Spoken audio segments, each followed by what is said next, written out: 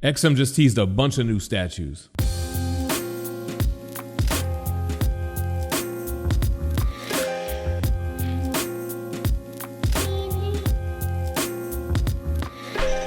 What's going on, everybody? GemMint here, and that's right, XM Studios just dropped a bunch of statues on us. They put prototypes up at their XM Studios store, so I got some pictures from them, and I got some pictures from Anton Wu, a seasoned collector and respected member of the community. Thank you for letting us use these pictures, Anton. And we're gonna take a look at some pieces that we've seen before, some that we've heard were in the works, and then some brand new ones as well. So we can see pictures of the Superman 1/6 scale diorama. I did a dedicated video to this, so I'm not going to spend too much time on it, but they had both the color version and the ice version there. I don't think I'm going to pick it up. It's 1/6 scale. It's not really part of the lines that I'm collecting, but it is part of their trinity of Batman, Superman, and Wonder Woman facing off against all their enemies. So very cool to see them conclude that. Curious to see if they're going to take it a step further. Are they going to do Flash? Are they going to do Green Lantern? That would be crazy. But that was on display. They also had the Jean Grey 1/4 scale, as we can see here. Looks pretty cool. It's nothing that I'm really too excited about. Companions with their 1/4 scale X-Men line, just like the Uncanny X-Force Wolverine. We can see it on display here with companion bases for this, Archangel, Apocalypse, and I feel like I'm missing somebody. You can see it does have a additional torso with its own stand, so that's cool to see. Here we have Batman on bike. I recently just did a dedicated video to this for the 1/4 scale Dark Knight's Death Metal line. I think it looks amazing. It makes me almost regret going all in on the Prime 1 line. Super cool piece, Batman on bike. And then we have a piece that was recently shown for the first time. It's their 1/4 scale Riddler from their Samurai line. If you're collecting the Samurai line, if you're all in on it, I'm sure it's a must-have for you. Personally, I'm not really a fan of a lot of these Samurai designs. I really like the Batman stuff, but when you get into the Penguin, Daimo, I mean, it was cool and everything, just not something that I would personally collect, and this is kind of right up there with that. In addition to that, I believe this was a first-time reveal, their 1/4 scale Batwoman from the Samurai line. Now this one looks pretty dope, man. I like the green smoke on the bottom of the base here. You've got this piece of broken off wood with the rope around it. Batwoman looks great. She's crouched down on top with that flowing cape. The movement in the hair looks crazy. Here's the back. You can see the cape uplifting, showing the red undertone against that black cape. A lot of broken wood pieces surrounding the base. She has this option here with the Batarang in her left hand with her arm up in the air. She's got a blade in her right hand, and you can see where you can switch that out to some other weapons here on the last picture on a little riser. I need to get some more of those acrylic risers. All right, they also showed off the Jane Foster Thor. I believe this is one that we saw a 3D render years ago, and now here it is fully painted. A little bit late. They probably should have dropped this closer to the Thor Love and Thunder movie, preferably before the movie came out. Here's a close-up of the face, and then you can see the whole statue in its entirety. It's got an ice type of base here, which is kind of interesting. You got a wooden shield with arrows in it. You've got a raven on the base as well on a large giant weapon, and she's got a very dynamic pose, Mjolnir in her right hand. Looks pretty cool. Would definitely complement any Thor display. And here's another first reveal I want to say from Dark Knight's Death Metal as well. It's the Drowned in 1/4 scale Bryce Wayne. I actually have the 1/3 scale Prime 1 piece that I need to unbox today at the time of recording. Very gnarly type of water lizard creature on the base. I love how they did the water. It actually reminds me a lot of their Namor piece. Crazy underrated piece, by the way. But you can see her with the trident. She's got the flowing trench coat and loincloth piece. I like the colors here, very aquatic looking. Moving on here, you can see her pointing while she's screaming. I like the expression on her face there. All right, guys, let's get into some new reveals now. And we'll start with one that I'm not collecting. It's the Gravitron. It looks cool, man. I dig the purple coloring. I just can't really see myself getting excited for this because I'm not collecting the line. I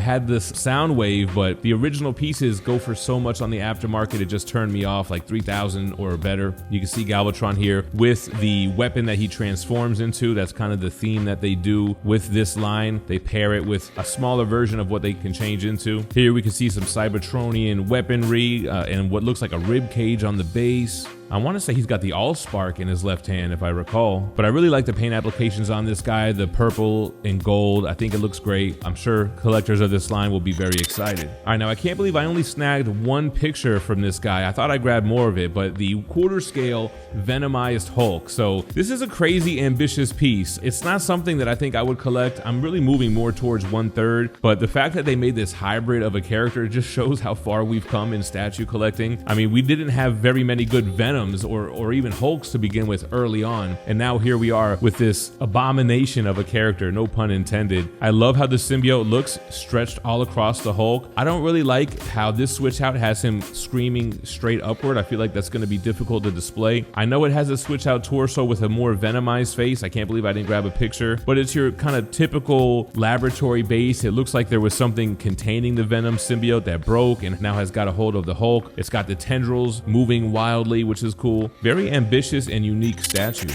And now we finally got some Nova love. In quarter scale, we have Nova Richard Rider. I've seen some people making fun of the pose, man, how it looks like he's gonna slam dunk on some NBA Jam type of stuff, but we've got Nova here. He's got something in his hands over his head. It looks like what, like a ball of energy or such. Let's back it up a little bit. You have a base that kind of companions with their Guardians of the Galaxy line. It's kind of like a destroyed ship. All this blue wave and energy. I gotta tell you right now, looking at this picture, I'm not digging what I'm seeing with all these seams. I don't know what's going on there. That doesn't really look too good. I like the expression on his face. The costume design looks pretty cool. Here goes a shot from the back. You can see the thrusters of that vehicle. He's kind of floating. You can see he's kind of coming down on something, slamming this ball of energy. I don't know if that's the best look. Here's another shot of it. Yeah, I mean, it's cool that they made a Richard Rider, that they made a Nova. They probably should have did a more iconic pose, like a flying straight up type of look. This one, I don't think they really nailed it on the design. All right, guys, and here we go. The long-awaited Mr. Sinister quarter scale, and from what I'm gathering, the community not really loving it. They did a Krakoa inspired base, which makes sense. He plays a major role in most of the X titles right now, and it companions with the new Magneto, who has Krakoa inspiration. So you have these floral designs, flowers, plants. You have what looks like the Brood aliens coming out of one of the eggs that they use to resurrect the mutants. He has his arms outstretched. He's smiling. I don't have any problem with the pose or even his costume, except for the back of the costume, which we'll look at in a second. Here's a different angle from the left. I think it looks okay. You can kind of see his cape behind him. I like the collar and how it's red on the inside and how his cape is kind of flowing behind that. Loving the portrait. I think the portrait looks great. And here's a shot from the back. So the big problem with Sinister is it's hard to do his cape in a statue format without having all those little pieces of his cape break off. So they chose to combine them, and I don't really think it looks good. It just looks like a big clump of polystone, and